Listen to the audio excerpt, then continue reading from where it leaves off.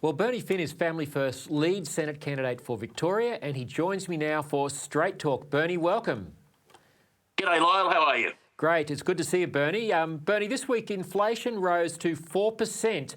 Treasurer Jim Chalmers said his budget last month would put downward pressure on inflation, but his big spending and that of his state Labor counterparts has poured petrol on the dumpster fire. What's going on?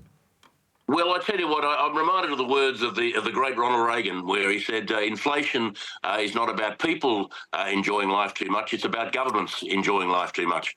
And that is exactly what is happening. It is in their DNA. It's in the DNA of the socialists to spend money, and they just can't help themselves. And that's exactly what they're doing. And we're seeing it we've been seeing it for a long time now at the state level, and now we're seeing it at the federal level. There is no fiscal restraint at all, and the whole thing is being thrown out, baby, with a bathwater. You know, if Mr. Chalmers really wanted to see a treasurer in action or a government in action, he should have a look at Argentina.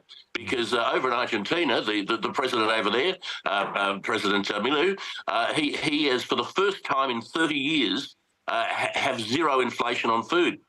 In Argentina, if you don't mind. So it can be done. It can be done. But this government has no capacity and clearly no idea about how to do it. And of course, the next thing that will happen will be the rise in interest rates, and then they're going to be in electoral distress, to say the very least.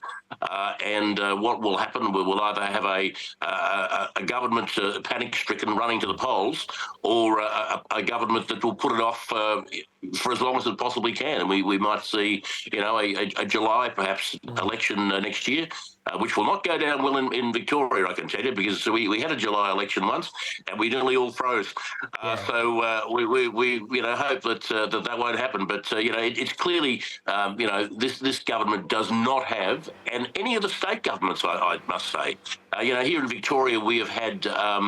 The state government tell hospitals that they've got to cut waiting lists, but cut surgery lists. It's just phenomenal what's going on, and it's happening. It's happening around every state in the country.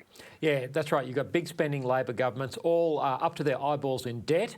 And of course, government debt and spending does cause inflation to go up. Who would have ever thought Argentina would be going the opposite direction? Are we becoming the new Argentina? It's a real worry. It's why we've got to get we may be. We may be.